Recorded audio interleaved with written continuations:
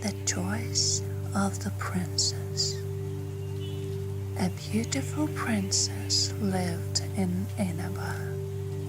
She was called the Princess of Yakami and was the loveliest princess in all the land.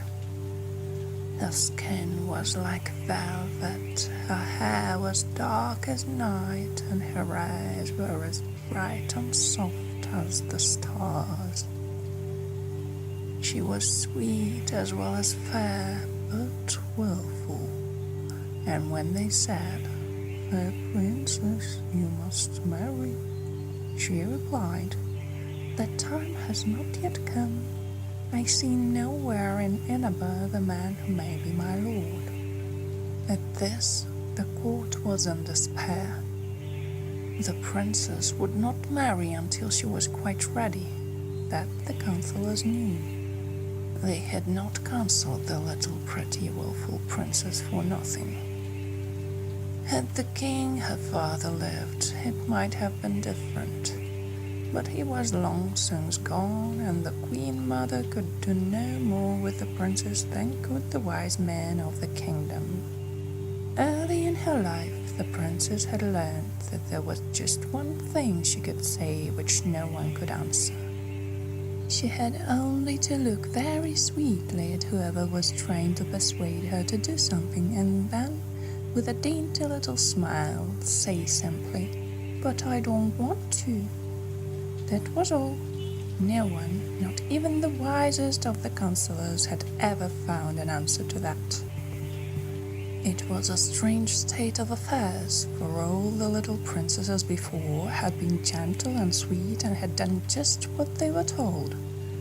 The counselors at length proclaimed that all young men of proper age and rank should present themselves for the princess to look at and see if she liked any of them well enough to marry. The news of this quickly spread everywhere. It was no time at all before the road to Yakami was seen crowded with youths.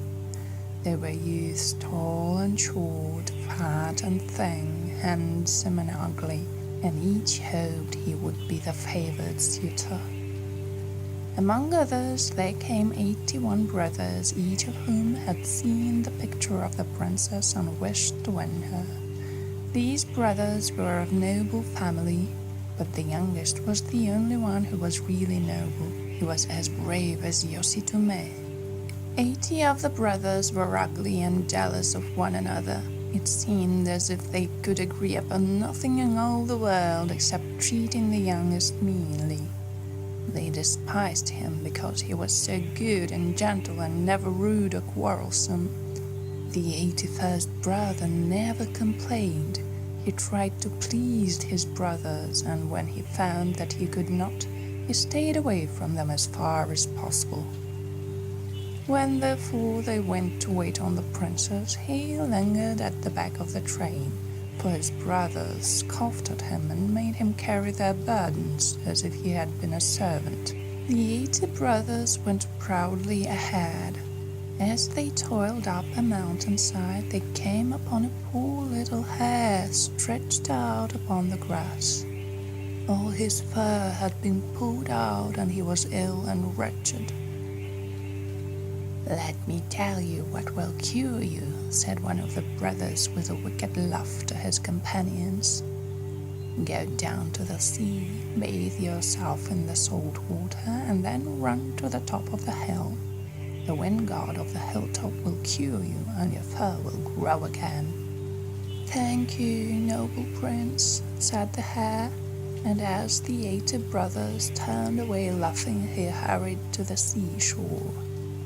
Alas, the salt water hurt his tender skin, and the sun and wind burnt him, so that he cried out with pain.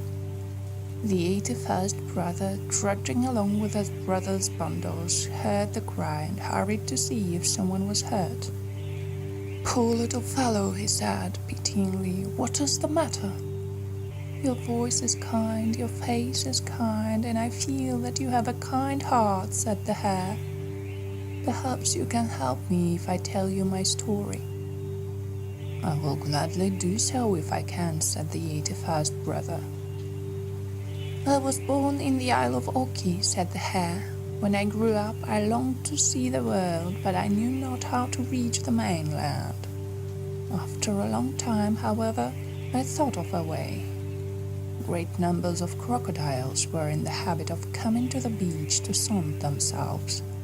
One day I said to them boastfully, 'There are more hares in Orkney than crocodiles in the sea.' 'Not so,' said one of the crocodiles. 'There are a great many more crocodiles.' 'Let us count,' I answered, 'and then both will be satisfied. I can count all of you crocodiles very easily. You have only to form a line from here to Cape Kita, and let the nose of one be at the tail of another, and I will run lightly across on your backs and count as I go. Then we shall know how many crocodiles there are.' 'But how shall we know about the hares?' asked a crocodile. 'Oh, that we can decide later,' I answered. So they did as I had said. They formed in a line, and I ran across. Their broad backs made a good bridge, but alas, why did I not know enough to hold my tongue?